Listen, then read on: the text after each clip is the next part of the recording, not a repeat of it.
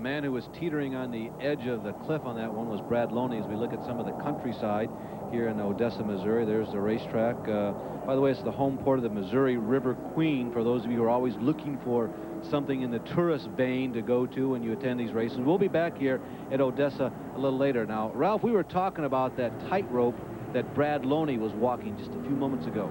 Larry, they always tell you, watch in front of you. Don't just look at the end of the hood. Watch everything in front of you. And look how Brad Loney keeps his eyes open, sees Benson, and swerves around him. He goes into the wall, but a fantastic bit of driving to stay away from Johnny Benson. Head up, Johnny Benson and Brad Loney. Loney was trying to figure out at 150 miles an hour which direction the sliding out-of-control Benson car was going to go, and you never know. But Brad made the right decision ultimately. He stayed in the throttle, touched the brakes just enough that it was a perfect execution. 10 cars still on the lead lap. Here's the front-running pair. Jay Sauter out in front. He's been the dominant force so far this afternoon. Mike Eddy runs in second position. Ken Schrader quietly up into third in the ACDelco machine. Steve Holtzhausen fourth. Larry Phillips runs fifth. Benson, after pit stop, is sixth. Jeff Neal is seventh. Eighth is the 91 machine of Tom Harrington. Ninth is car number 25. That is Tony Raines. And 10th, back on the lead lap with new life, is Ken Stauffer, the third starting Ford Thunderbird, car number 90. Now, if you're thinking about pit stops, which are always a factor in races, it's been a little difficult to assess the pit strategy because there have been so many yellow flags. But all of these crews knew they could do this race on the Goodyear tires that have been provided to ASA and on fuel with one pit stop. What no one really knew for sure about the other competitors was, well, what was that window? Could somebody do 200 laps or 100 miles, or could somebody only do 150? It is likely that everyone has made the pit stops they needed to make and probably can go the distance. Opinion? I don't know. I think if we were to run the rest of this race with any more cautions, unless they were major ones, I think that you're going to see everybody stay out on the racetrack to the finish. Unless, like I say, it's a major caution, then they'll take their cue from the then leader, who may be car number 1 or very well may be car number 88. Mike Eddy has absolutely turned it up just a notch. Now, this is sort of an interesting moment. When Eddy turned it up on John Benson, he bumped him, and he took him out. Now, is he thinking about that? Is Sauter thinking about that? And what about Benson? If he gets back up there, is he thinking about that? Benson, by the way, is a log jammed behind Larry Phillips and runs in fifth. But he's on the move. Car number 21, Johnny Benson, has caught Larry Phillips, has now moved in right behind him. And look at Tony Roper in car number 10, though a lap down. He's running very, very strong at this late juncture of the race. Benson wants, in the worst way, Larry, I'm sure, to get around Phillips and get another shot at Eddy before this race is over. One thing you're not going to be able to say today is it's door to door if Benson's involved. What door, huh? That's right.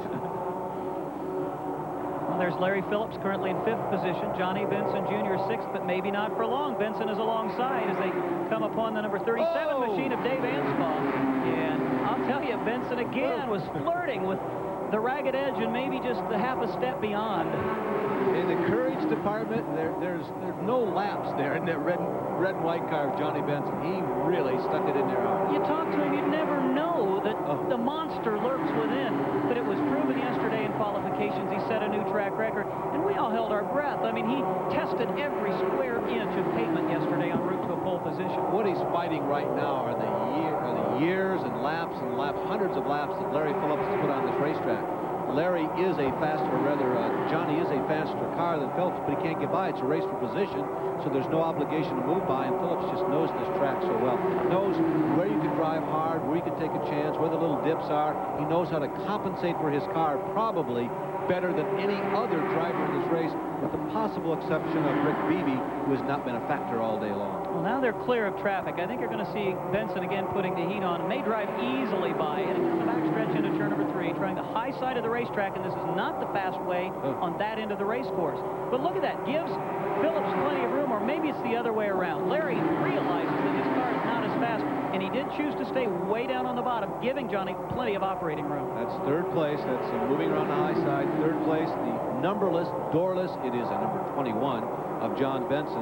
Actually, that's fifth, occupying third position. Well, we've kind of forgotten about Ken Schrader and Steve Holtzhausen. They're all by themselves out there running in some clean air. So Steve Holtzhausen holds on to fourth place, involved in a minor way in that incident with John Benson a few laps ago, and he's been able to stay out there.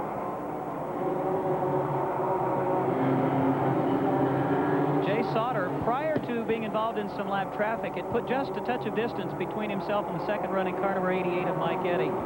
And both of these guys, Larry, are not the kind to sit back and wait and let a race come to them. They'll lead every lap they can. What that means is Sauter definitely still is quicker than Mike Eddy. Ralph? Rob, I want to update for you. First of all, as you said, all the top competitors can go the rest of the distance without another pit stop. But watch Jay Sauter and Mike Eddy as they sweep through turns like here at 1 and 2. Jay Sauter this time goes a little bit higher due to the slower car in front of him, but he worked all weekend to set up his car to run right down on the white line. He wants to force Mike Eddy around to the outside. That doesn't bother Mike Eddy, as we told you earlier. He likes that higher group, says it's smoother. The number 88 Goodwrench Pontiac runs smoother up there, he says.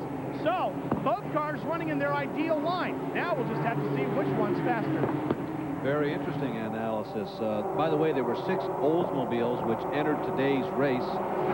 3 Pontiacs only, and 9 Fords, and everything else was a Chevrolet. And one of the 3 Pontiacs, obviously, that entered was Mike Eddy. So Jay Sauter not only racing for first place prize, but that contingency money being offered by Chevrolet, which would be worth an additional $4,000, actually improving his purse winnings by about 40%. We started 42 automobiles this afternoon. Now, last year in this race, only 2 cars finished on the lead lap. Though there has been high attrition today, we still have 10 automobiles in a contending position for a win. 10 cars still remaining on the lead lap, now with just a little more than 50 laps remaining. Rob, I'm watching very closely, and this is something that one of our cameramen, perhaps on the top of the track, as we go back and look at third place, Ken Schrader might look. Watch Jay Sauter's car as he goes into corners 1 and 3. We'll get back to him in a minute. There's the 35 car, Steve Carlson, who's a lap down.